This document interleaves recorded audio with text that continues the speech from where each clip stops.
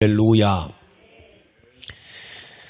오늘들에게 거룩하고 성스럽고 존귀한 주님의 날, 주님 존전에 나오셔서 살아계신 성삼위 하나님 예배하시는 사랑하는 성도 여러분들 심령 후에 여러분의 가정과 일터와 직장과 사업과 자녀들의 학업의 진로에 성삼위 하나님의 축복하심이 충만하시기를 주님의 이름으로 축복합니다. 우리 옆사람은 인사합니다. 잘 되고 있습니다.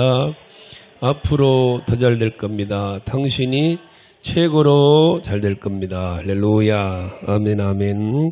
그렇게 잘 되셔서 복되게 주님께 쓰임받고 시대에 쓰임받고 하나님 나라와 또 교회의 복되게 쓰임받는 우리 성도들 다 될 수 있기를 주님의 이름으로 축복합니다.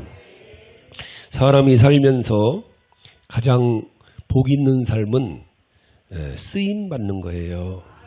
배운 것을 쓰임받아야 되는 거예요. 가진 것을 쓰임받는 게 중요한 거예요. 있는 것이 쓰임받는 게 중요한 거예요. 쓰임받지 못한다면 무슨 헛짓이라고 그러지 그것을.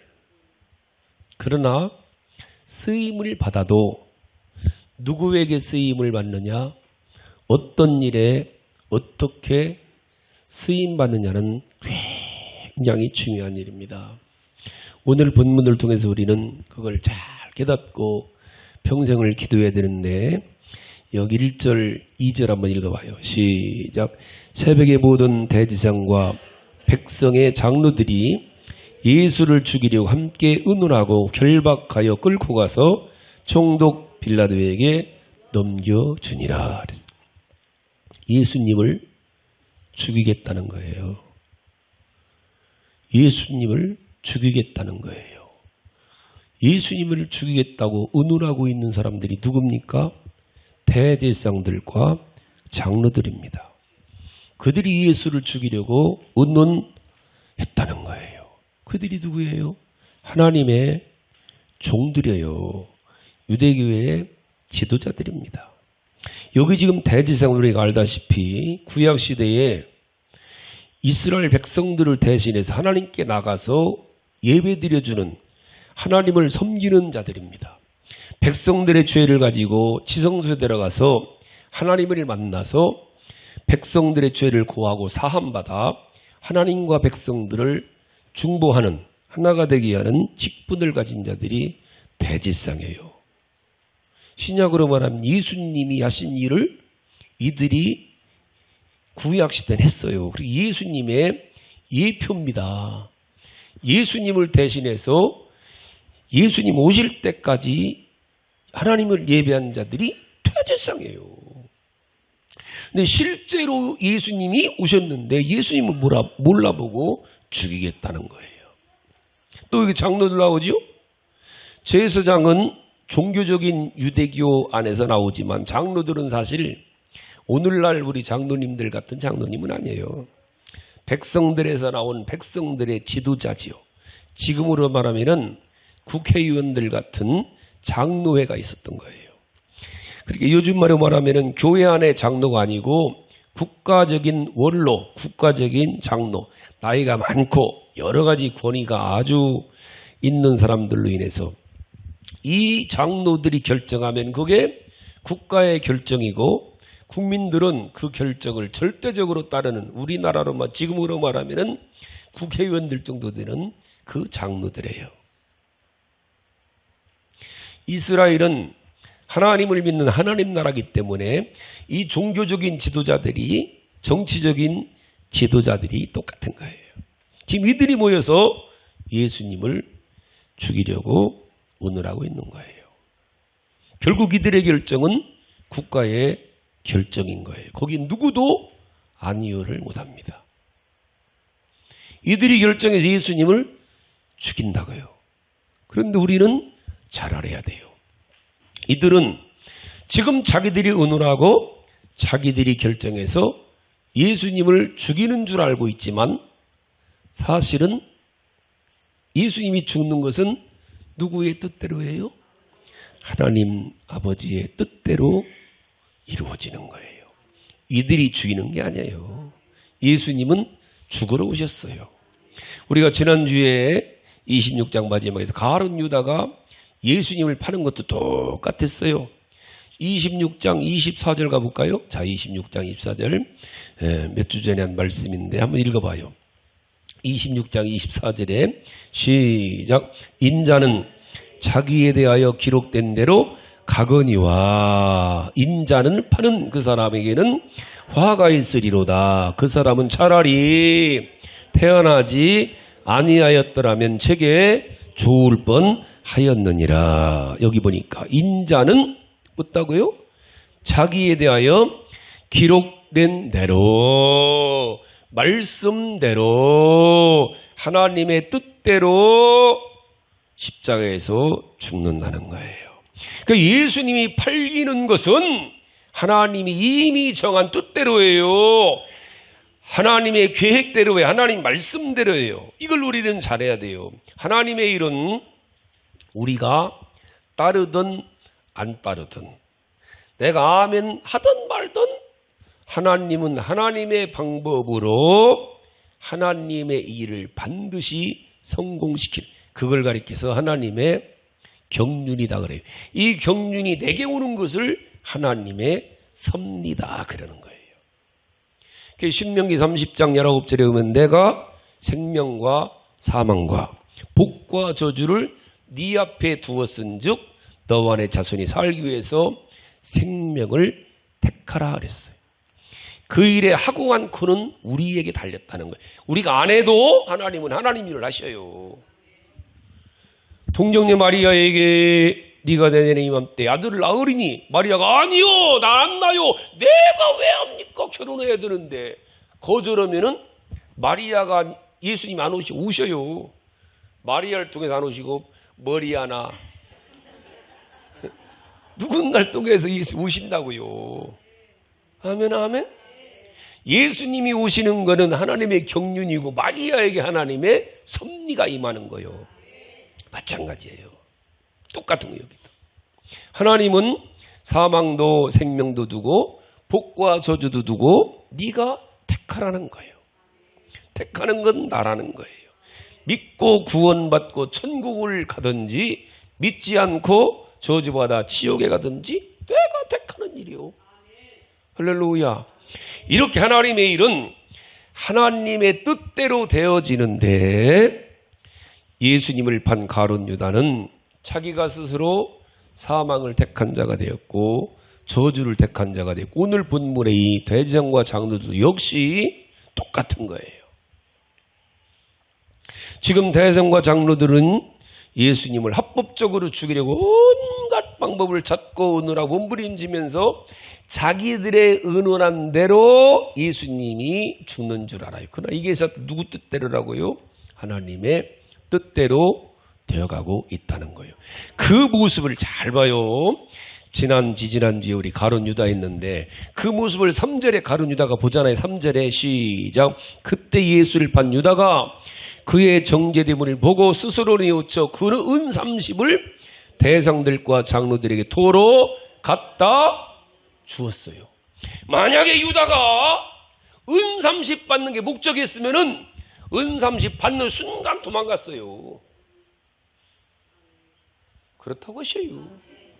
근데 유다는 다른 제자들 다 도망가 혼자 앉아있는 거 법정에 다 도망갔어요. 다른 제자는.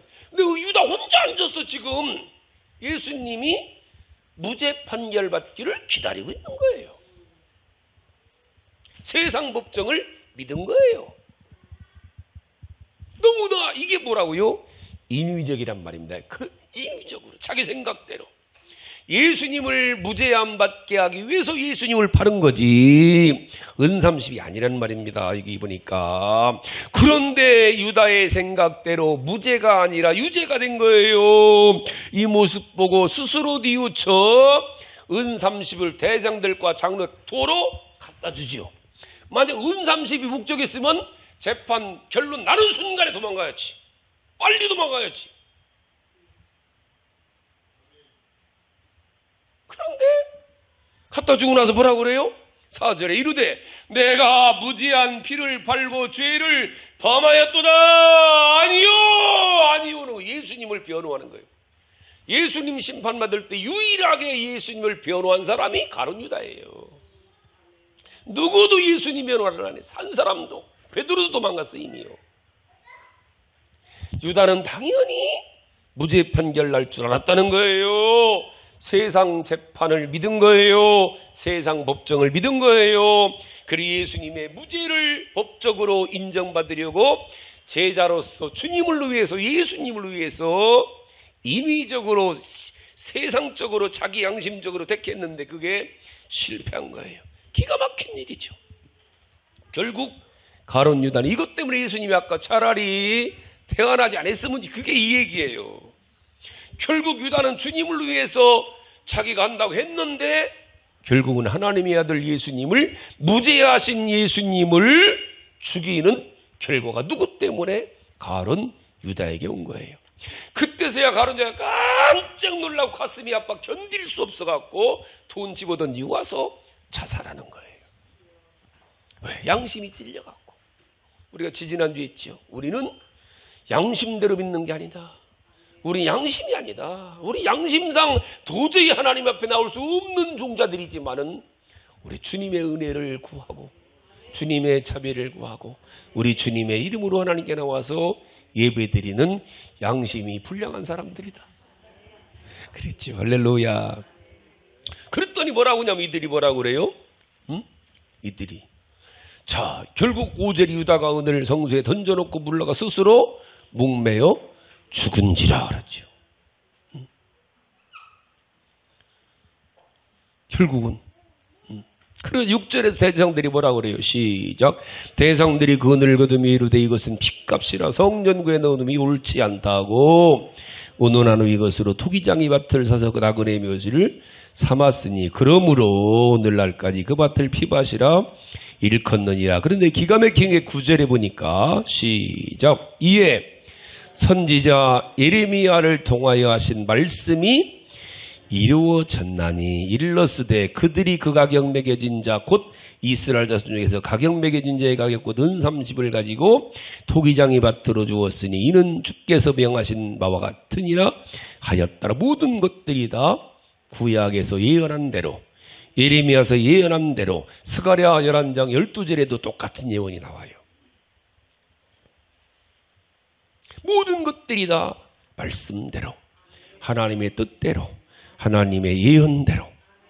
그러니까 예수님은 이렇게 모든 일이 하나님 말씀대로, 기록된 대로, 예언대로 다 이루어졌고 그 말씀대로 죽으신 거예요. 이 일에 잘 들어야 됩니다. 이 부분을.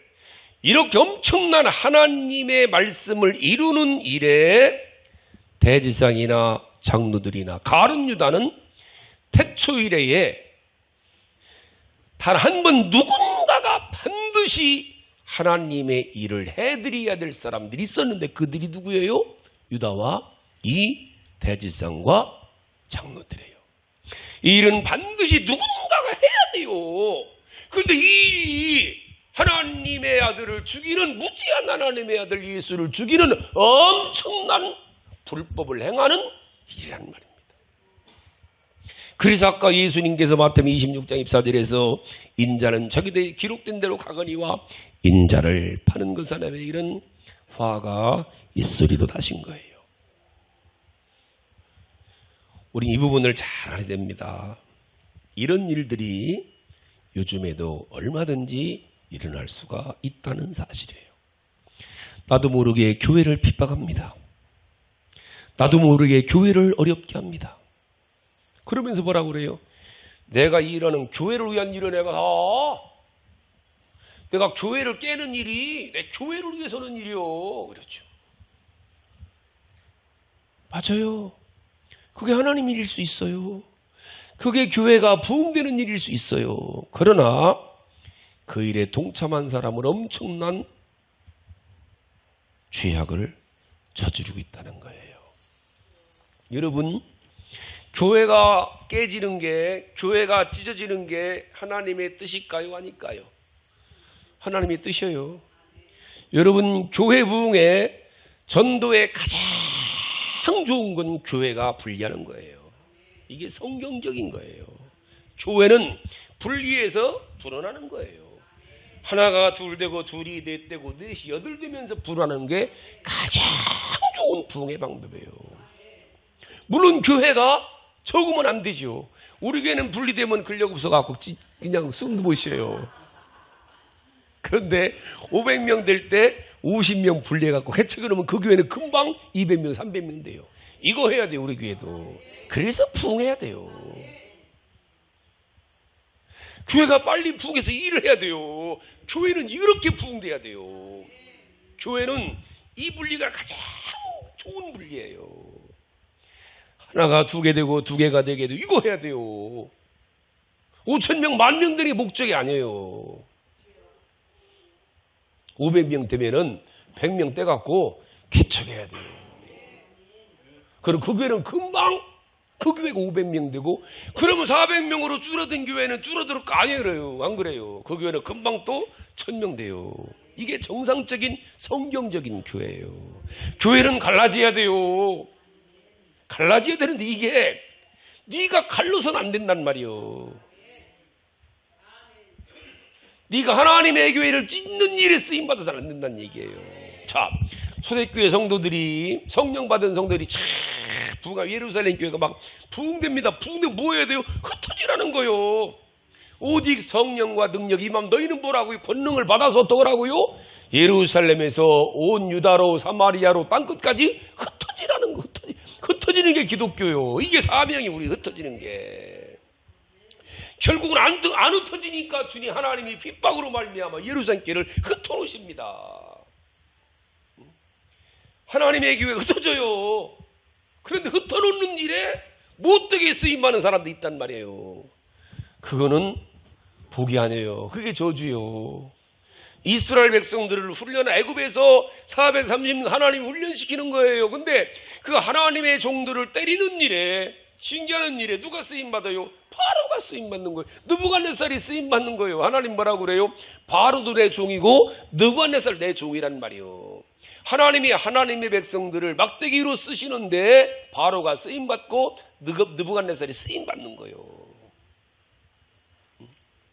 하나님의 일은 거역함으로 하나님의 일이 방해받는 것이 아니에요. 우리가 거역한다고 하나님의 일이 방해 안 받아요. 마치 하나님의 일을 위해서 도출다는 거 똑같은 거예요. 하나님의 일은 내가 방해한다고 방해 안 받아요. 하나님의 일은 오히려 자극 주면 더 잘 가요. 그 대신 하나님의 일에 자극을 주고 하나님 일에 방해하는 자는 스스로 화를 자초하는 격이 된단 말입니다. 결국 이 가룟 유다한테 사도행전 1장 25절에 오면은요, 저는 자기 길로 갔거니와 그러죠. 사도의 직무를 버리고 자기 길로 갔거니와 그래요. 이걸 우리는 잘 알아야 돼요. 그럼 하나님이 내가 잘못된 거 막아주실까? 아니, 안 막아주신다는 거예요. 그것만 보고 갈까요? 로마서 1장을 보십시다. 잘 보셔야 됩니다. 내가 잘못될 때 하나님 막아주시면 얼마나 좋으실까? 아니요. 하나님은 내가 잘못 가는 길을 하나님 막아주시질 않아요. 잘못 가면 잘못 가도록 더 도와주신다는 거예요. 네? 여기 로마서 1장 28절 볼까요? 여기? 자, 28절 시작. 또한 그들이 마음에 하나님 두기를 싫어하매 하나님께서 그들을 그 상실한 마음대로 내버려 두사 합당하지 못한 일을 하게 하셨으니 그랬죠. 24절에 시작. 그러므로 하나님께서 그들을 마음의 정욕대로 더러움에 내버려 두사 그들의 몸을 서로 욕되게 하셨으니 그렇죠. 우린 그래서 정신을 바짝 차리고서 영적으로 아멘 아멘. 그리고 기도해야 돼요. 우린 기도해야 돼요. 하나님께. 우리는 여러분들, 우리 아이들이 공부하잖아요. 우리 사업하잖아요. 공부해서 무엇이에요? 쓰임받아야 돼요. 이웃에게 쓰임받고 세상에 쓰임받고 나라와 민족에 쓰임받고 세계를 위해 쓰임받고 쓰임받대. 못된 일에 쓰임받는 게 아니라 좋은 일에. 교회도 똑같아요, 여러분들.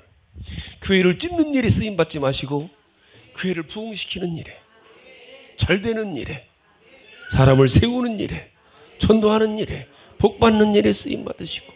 할렐루야. 이 우리의 기도 제목 돼야 돼요. 하나님, 내가 정말로 쓰임 받길 원합니다. 여러분 사업하는데 사업장에 쓰임 받아야 돼요. 돈 벌어 부엌에 쓰임 받아야죠.